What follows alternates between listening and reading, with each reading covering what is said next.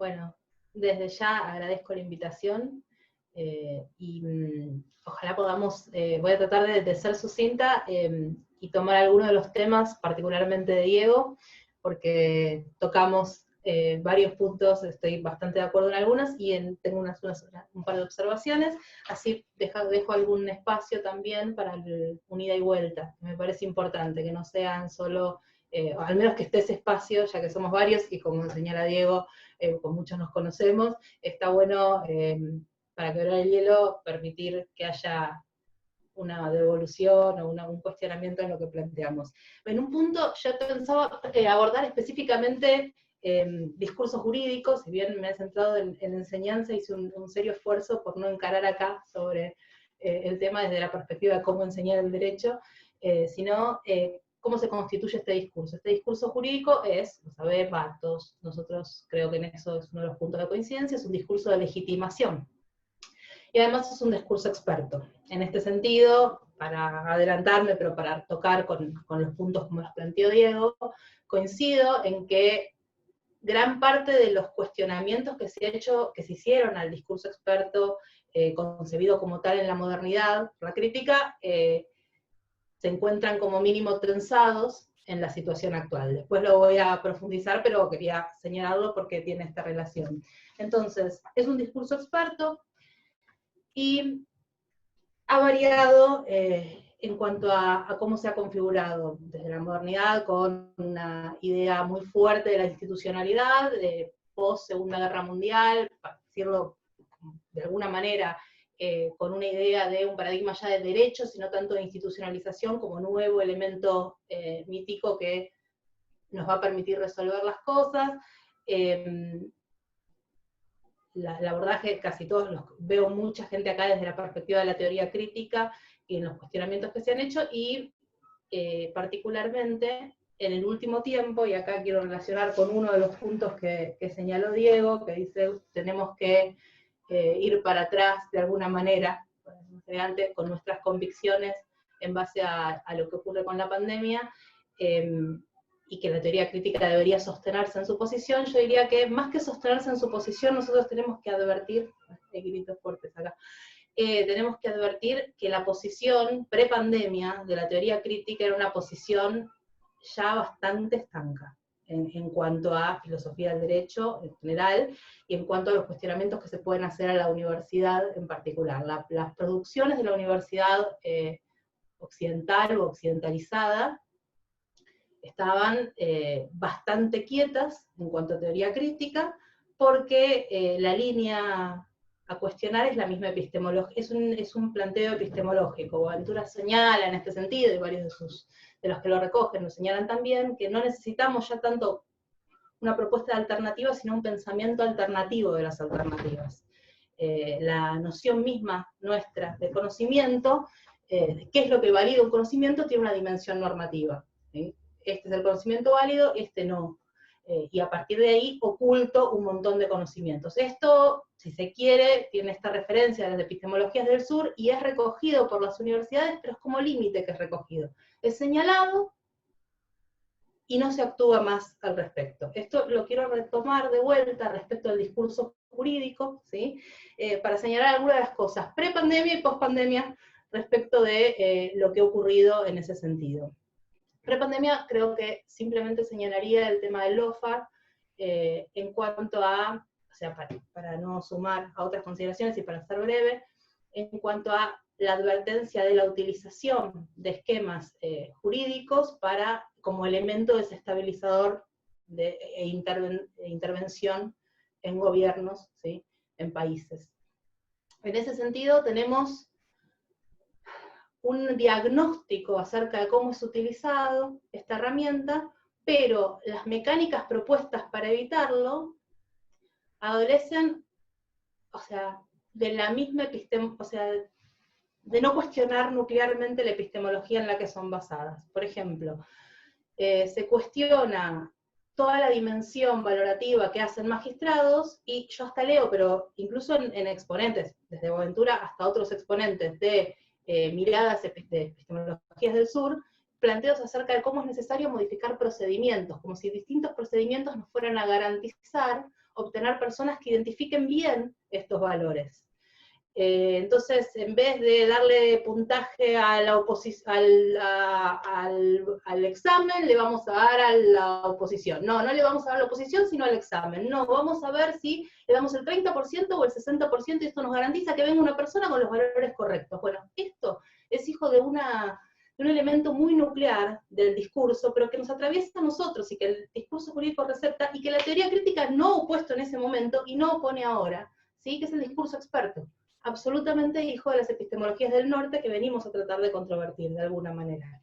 Entonces, ese discurso experto, cuando se traduce en valores, nos desarticula a todos nosotros, incluso nos desarticula como sujetos políticos. Los valores son algo objetivo, que hay gente que identifica bien, y que entonces lo señala.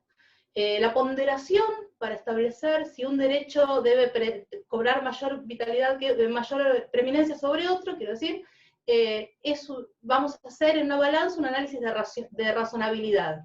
La razonabilidad no es algo que yo descubra, a ver, ¿para qué te mido la razonabilidad? Es una elección, es una posición valorativa. Al excluir a las mayorías de ese análisis, o al pretender, por una necesidad de que venga algo de afuera, ¿sí? Que nos garantice, que nos cuide, que nos proteja, que nos dé la línea hacia donde hay que ir, nos estamos perdiendo tomar acciones reales que nos vuelvan al lugar de interventores de nuestra vida, ¿sí? Las currículas de derecho no lo recogen, aquellas que vienen de un sesgo filosófico naturalista y positivista no las recogen, pero las teóricas críticas tampoco destacan los análisis valorativos como elementos que nos ponen en crisis, y qué efectos tiene esto en la práctica del discurso jurídico, el establecimiento de valores. Entonces, eso es como un límite que las teorías críticas han encontrado. Yo creo que en este momento, eso pre-pandemia, post-pandemia, efectivamente, coincido plenamente con Diego, hay un refuerzo muy grande del discurso moderno, ¿sí? De todos los presupuestos de la ciencia, como el paradigma como la ciencia occidental, como nosotros conocemos, como el paradigma de la forma verdadera de conocer, la verdad como expresión de una realidad, la mirada universalista, que simplemente excluye e invisibiliza otras formas de conocer. Esto se ha visto totalmente reforzado. Por el otro lado, yo para tomar alguna nota, estaba pensando cuáles eran, pre-pandemia, elementos de disrupción en el discurso jurídico, de cuestionamientos a lo que serían los tres elementos en los cuales se sustentan las epistemologías del norte, según la identificación que hace Boaventura, que serían patriarcado, colonialismo y capitalismo. Respecto del patriarcado, además yo creo que es bastante nuclear, porque quienes ejercen ciertas posiciones de visibilización suelen pertenecer a una clase social bastante homogénea, e incluso a veces también vienen de formación. Todos hemos, qué sé yo, leído Flaubert, entonces más o menos lo que nos creemos que tenemos hasta un colonialismo mental similar, pero hay varones y hay mujeres, ¿sí? Y entonces eso hace de un elemento emergente muy fuerte en el discurso, que ha sido receptado en el tema del derecho, con una exigencia de lo que se llama una perspectiva de género, que sé que se han abordado en estas charlas, ¿viste?, en el análisis del derecho.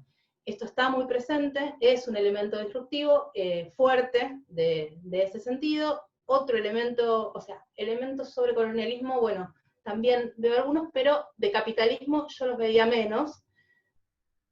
O sea, simplemente una apreciación mía. Creo que post pandemia sí ha habido una emergencia en el discurso general, donde de repente la economía puede no ser el centro de todo, o es economía. Yo me acuerdo que Chesterton le hacía una crítica a yo, imaginaba lo que hubiera dicho en un debate en el cual no había participado, donde él decía que no quería comer animales porque era una cuestión de economía, no le gustaba gastar las vidas. Y Chesterton imaginaba decirle, si siendo económico, solo oeconómical, decía, ¿sobre qué oikos está siendo nomical? Me dice. ¿sí? No matando un arenque, tenés esa característica. Y entonces creo que eso de repente irrumpió en nuestro discurso y en nuestra conciencia con cierta fuerza. Pero bueno, nada de eso garantiza nada. Yo creo que no es ni el desastre, ni el cuarto jinete del apocalipsis del que habla Diego, ni ahora sí se cae el capitalismo, señores. Final abierto, ¿sí? Con todo lo que eso conlleva para quien interviene en la sociedad, y desde la perspectiva del discurso jurídico. Primero, acá quiero retomar finalmente muy brevemente, cuando Diego dice, ahora que el Estado y el derecho somos nosotros. El Estado con L. El derecho ni ahí, nunca, pero que nadie se confunda, ¿sí? Y en ese sentido necesitamos repensar todos los límites que el pensamiento crítico de la filosofía encontraba en la prepandemia, como ahora necesitamos realmente esforzarnos en pasar adelante, ¿sí? No contar en las citas académicas o aventuras sobre las epistemologías del sur, sino mantener una coherencia entre una posición y efectivamente tratar de construir otras alternativas por fuera de aquellas que nosotros pensamos, por fuera de los interlocutores permanentes con los que interactuamos, que somos, salvo la diferencia entre varones y mujeres, bastante uniformes, ¿sí? Yo, con carácter exploratorio, proponía, bueno, más allá de otras cosmovisiones que es importante ver, el prestar la atención a los niños desde una perspectiva no adultocéntrica, para repensar el sentido del derecho. Y desde estas otras cosmovisiones a las que he accedido poco y en las que estoy tratando de formarme, creo que una dimensión absolutamente nuclear tiene que ver con lo rentado de la actividad pública, ¿sí?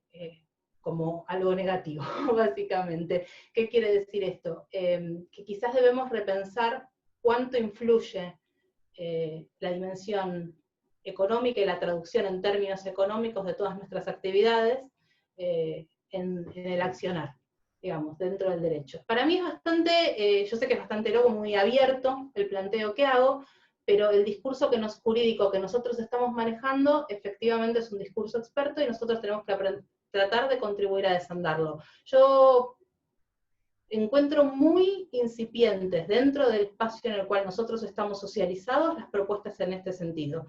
Se limitan a decir que debería haber estas propuestas, incluso los autores a los que Boaventura, Antonia Aguiló, hacen referencias acerca de un derecho prefigurativo, pero sin elementos de producción concreta. Lo que he visto más tiene que ver con construcciones más locales. Por eso pienso que desde la filosofía del derecho, un camino para analizar esto tiene que ver con volver a poner en evidencia el carácter valorativo de las decisiones, y en ese sentido pensar que tenemos que construir sistemas en los cuales no va a haber algún procedimiento que nos va a decir cuál es el valor verdadero, sino que tenemos que construirlo nosotros, y en ese sentido, en términos mucho más locales. Digamos que sería algo así el planteo. Es eso. Y bueno, creo que eso también lo podría conectar un poco, aunque no sé si es los mismos presupuestos epistemológicos, con lo que señalaba Lorna en cuanto a la necesidad de reanalizar el discurso de modo tal que sea comprensible y sea discutible por todos los involucrados.